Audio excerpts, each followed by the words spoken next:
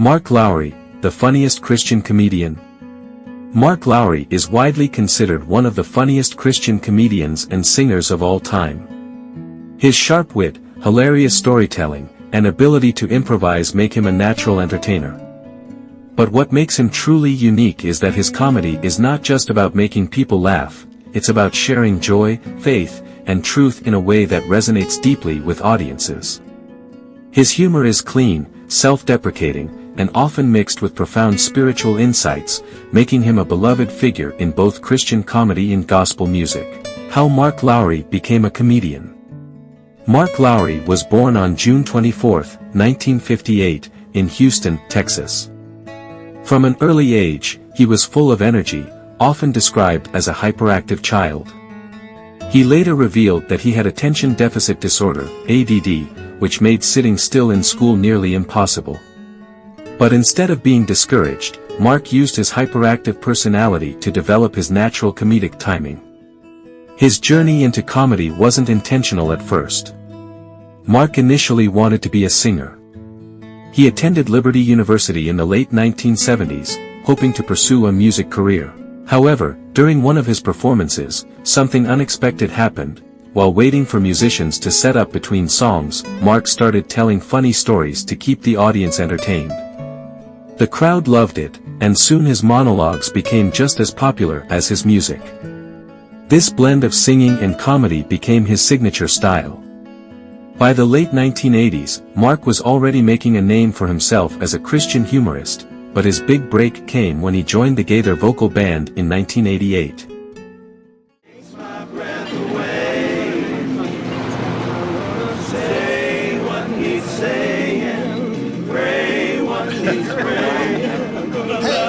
Got a brand new song, and there's a place for you in the song. When we get to the end of it, there's a place where it says, there's gonna be a better day, there's gonna be a better day. And then see, the first time you just go, there's gonna be a better day. The second time you go, there's gonna be a better day. There's gonna be, well. It's the same words twice. Yeah. Twice. Same words. He just wanted to make sure y'all knew those same words. With the same words twice.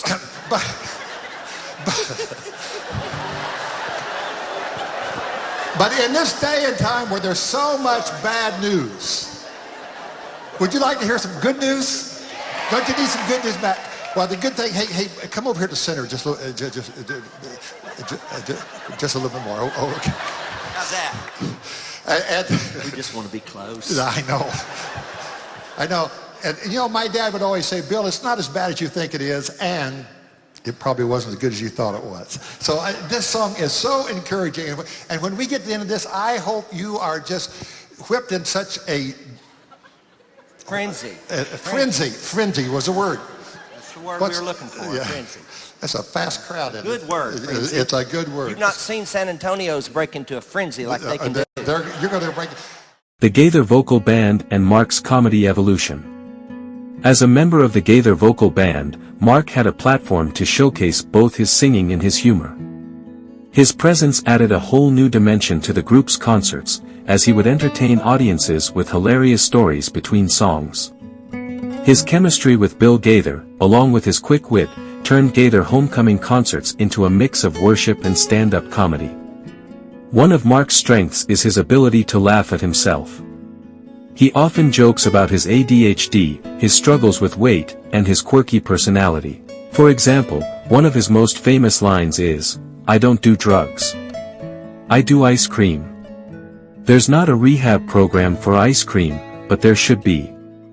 This self-deprecating humor makes him relatable. Instead of putting others down, he invites people to laugh with him about his own flaws. Mark Lowry's unique sense of humor. Mark's comedy is different from traditional stand-up. While most comedians rely on punchlines, Mark's humor comes from storytelling. He has a way of exaggerating everyday situations, making even the most ordinary experiences sound hilarious. For example, one of his funniest routines is about growing up in a strict Baptist home. He talks about how his mom would make him memorize Bible verses as punishment, which he later realized was a brilliant strategy. Mom didn't believe in spanking. Instead, she made me memorize scripture. Do you know how hard it is to misbehave with 32 Bible verses rolling around in your head? Well, I have to say I'm happy too. I'm thrilled to be back singing with these guys. This is fun, y'all. When I turned 51, I said, okay, I'm now ready to have fun. Pure D fun. And this is pure D fun.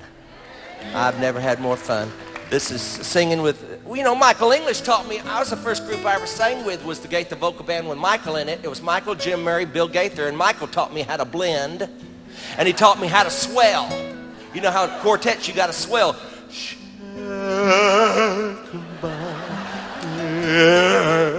You know, like that. See, if you learn to do that, you can be in the Gaither Vocal Band. But I'm also thankful that one day on the bus, when Buddy Green was on that bus with us, wow, I love Buddy Green. He taught me about grace. I mean, everywhere I go, people are teaching me stuff.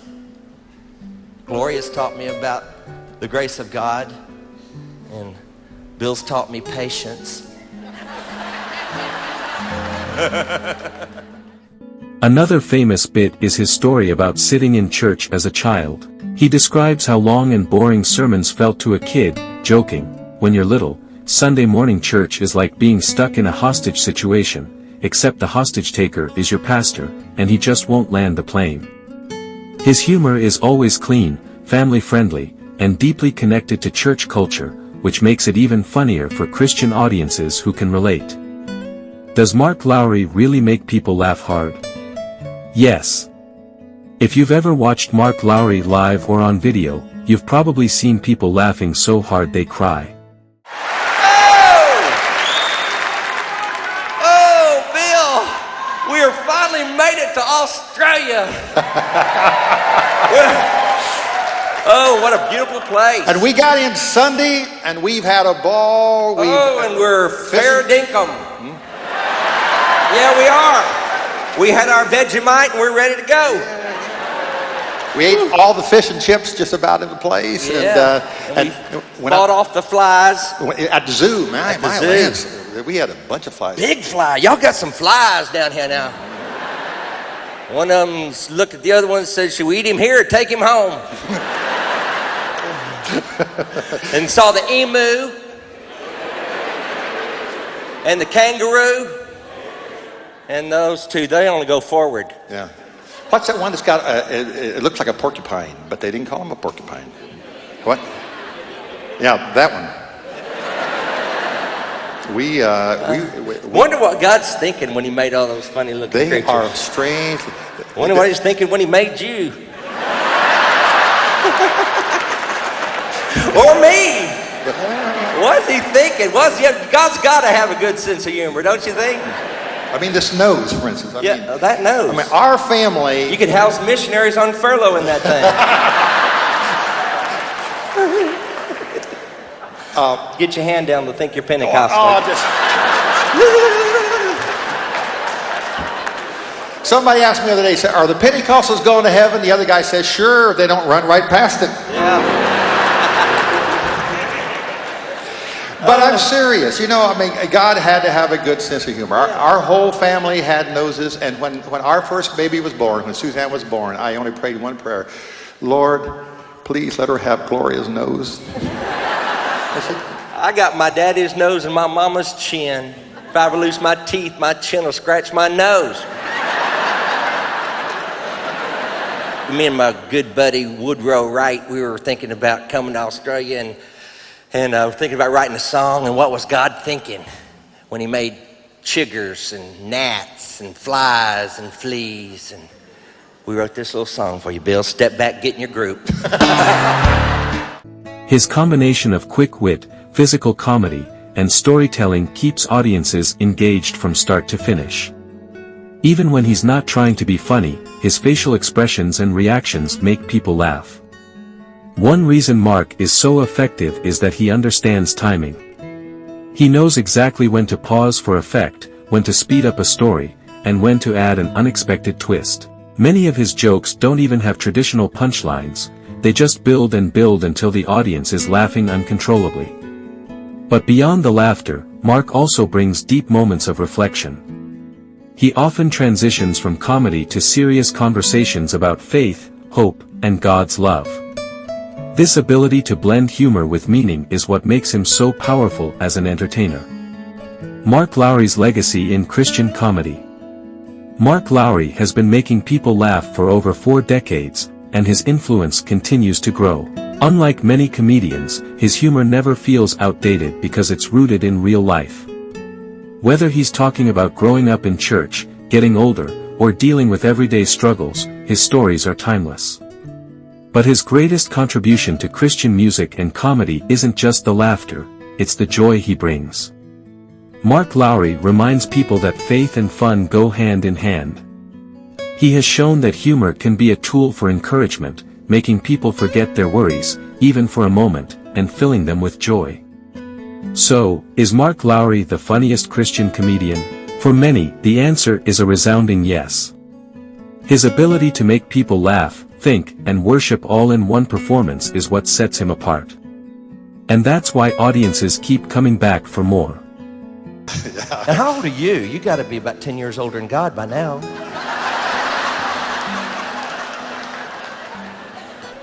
I'm 39 and holding. Oh, damn. You're what? I'm 39 and holding. Oh, you are. Well, how old would you be if you let go? I don't know. I bet you'd sling past 80. Don't let go. Well, 50, a lot of things changes, you know. Oh, yeah. Battle of the Bees, baldness, bifocals, bridges, bulges, bow-legged knees, and bunions. I got them all. You've been to the doctor? Well, yeah. You want to bring that up on our video? No, I don't know. No, okay, I had a colonoscopy. Everybody should. No, I'm not that. What are you going to talk about? What are we going to do now, Bill? Hey, put it in E flat. This E features flat. We're going to just hold each other? No. You got front here. Okay. Oh, this is my solo. This is your solo. solo. Finally.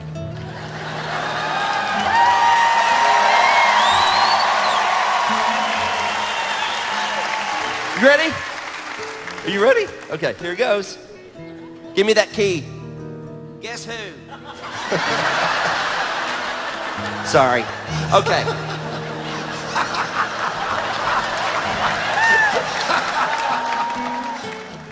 As of February 2025, Mark Lowry continues to actively engage audiences through various platforms and live performances.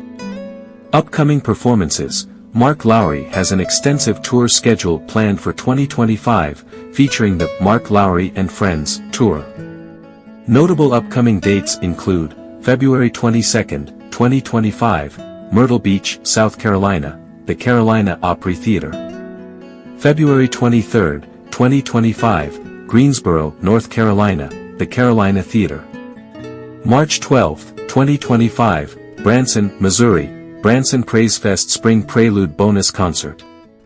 March 14, 2025, Waco, Texas, Mark Lowry and Friends 2025. March 15, 2025, Abilene, Texas, Mark Lowry and Friends 2025. For a comprehensive list of tour dates and venues, please visit Mark Lowry's official tour page. Online presence. Beyond live performances, Mark Lowry maintains an active online presence.